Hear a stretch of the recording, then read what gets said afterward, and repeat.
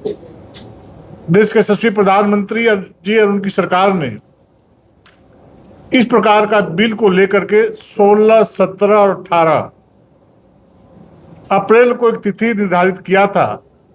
देश के सभी माननीय सांसद, चाहे लोकसभा और राज्यसभा हो, सभी लोग पार्लियामेंट में उपस्थित थे। लेकिन जब पार्लियामेंट में उन लोगों का जो नंगा नाच जो देखने को मिला है, हमारी बहनों को जो मिल रहा अधिकार उसको छीनने का, तो कांग्रेस और अन्य विपक्षी पार्टियों के प्रति देश की आधी आबादी समेत सारे लोगों को इन लोगों के प्रति घृणा का भाव उत्पन्न हुआ। मतलब ये तो किसी को व्यक्तिगत अधिकार नहीं दिया जा रहा था, एक बड़ी आबादी को अधिकार देने का काम किया जा रहा था। प्रधानमंत्री नरेंद्र मोदी जी चाहते थे कि बड़ी संख्या में हमारी बहनें भी, हमारी बेटियां भी सांसद और विधायक बन के इन सारे हाउस में आकर के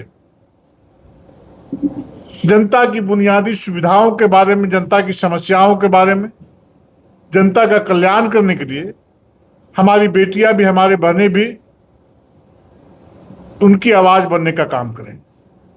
लेकिन शायद कांग्रेस को पच नहीं रहा था, क्योंकि हर अच्छे काम में कांग्रेस राजनीति करती है और राजनीति का शिकार यह बिल हो गया।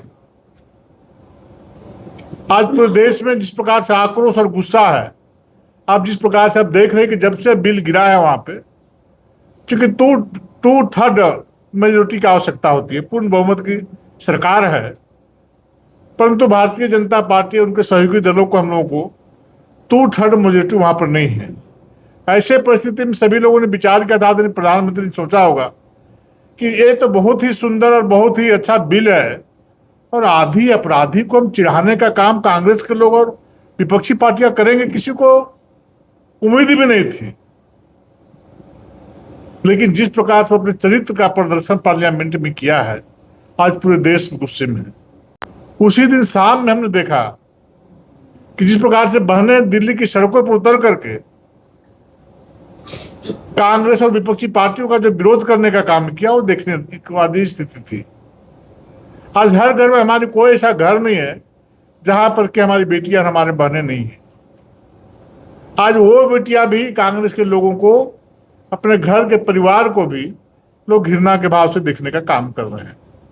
आप देख रहे हैं कि लगातार किस प्रकार से हमारी बहनें सड़कों पर उतर करके प्रदर्शन करने का काम कर रही हैं। कहीं पुतला जलाए जा रहे हैं, कहीं रोड में आक्रोश पद यात्रा किया जा रहा है, कहीं धरना दिया जा रहा है। इस प्रकार कार्यक्रम झारखंड समेत पूरे देश में हो रहा है। इसी निमित्त 25 अप्रैल को रांची स्थित बुराबादी मैदान में हजारों की संख्या में हमारी बहनें आने वाली हैं और साथ ही साथ उनको सहयोग करने के लिए आम जन भी सड़कों पर उतरने वाले हैं। और वो आक्रोश पद यात्रा, मुझे लगता है कि रांची का सबसे बड़ा पद यात्रा होगा, जो 77 सड़कों पर उतरने वाली है। विभिन्न जगहों से हम लोग को सूचनाएं आई कि एक जोरदार प्रदर्शन रांची में होना चाहिए। हम लोगों ने कहा कि रांची में भी होगा, प्रत्येक जिले में भी होगा, मंडल में भी होगा और पंचायत में और गांव में भी होगा, क्योंकि एक ऐसा बिल था, एक ऐसा पुण्य काम था जिसमें इन लोगों ने बाधा डालने का काम किया है। 25 तारीख को रांची में 11 बजे से एक विशाल पदयात्रा निकलेगी। लोग इस प्रकार के पदयात्रा निकालने वाले हैं। उसके बाद मंडल में 25 तारीख से 31 तारीख के बीच में हम पदयात्रा करते हुए कांग्रेस का पुतला दहन करने वाले हमारी बहनें हैं, करेंगी। पूरे प्रत्येक मंडल में 595 मंडल आज इस राज्य में हमारे सांगठनिक मंडल हैं। 595 मंडल में इस प्रकार के कार्यक्रम का करना होना निश्चित हुआ है।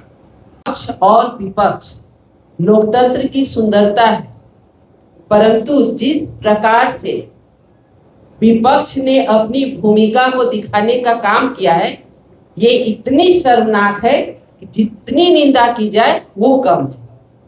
हमें लगता है कि बार बार हम विशेषकर कांग्रेस के लोगों को कहना चाहेंगे कि महिला सशक्तिकरण की बात करते हैं और जब निर्णय की बारी आती है तो उनकी संकीर्ण मानसिकता और उनकी स्वार्थ हर हाल में देखने को मिलती है और वही काम उन्होंने करने का काम किया है।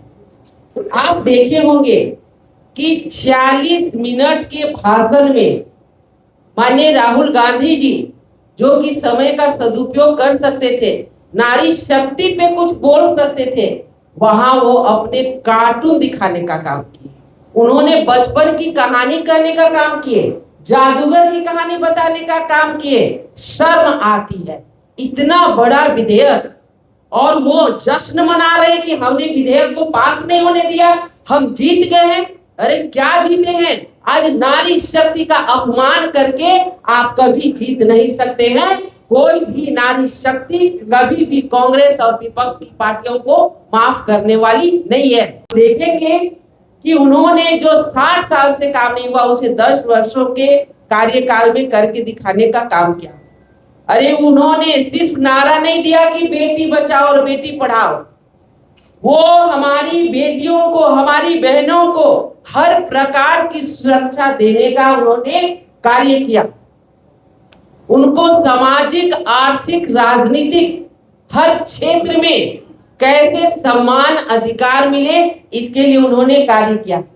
आप देखें कि जिस प्रकार 3 तलाक हटा करके उन्होंने सामाजिक न्याय करने का काम किया, बेटियों के साथ, बहनों के साथ सामाजिक न्याय किया। आज उन्होंने लखपति दीदी की बात हो, ड्रोन दीदी की, या तो धन धन योजना के तहत हमारी बहनों को सम्मान देने की बात करके उनको आर्थिक रूप से मजबूत करने का काम किया। और जब बारी आई लोकतंत्र में उनको जगह देने की, विधानसभा में, लोकसभा में कैसे हम आधी आबादी को आरक्षण दें, उसके लिए उन्होंने सभी का सहयोग मांगा, क्योंकि उनकी संवेदनशीलता दिखती है।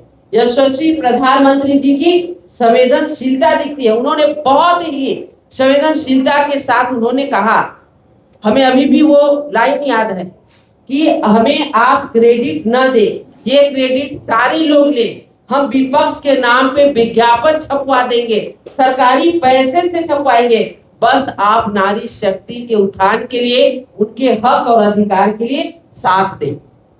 ये कोई बोलता है, लेकिन प्रधानमंत्री जी ने ऐसा कहा। लेकिन विपक्ष क्या किए? एक से एक खोखले वादे करना शुरू किए और आज शर्म आती है कि उन्होंने जिस प्रकार का कदम उठाया, आज हम देख सकते हैं कि इनकी नाकामी, आज वो प्रधानमंत्री जी का विरोध करते करते देश का विरोध करते हैं, उन्हें पता ही नहीं चलता है।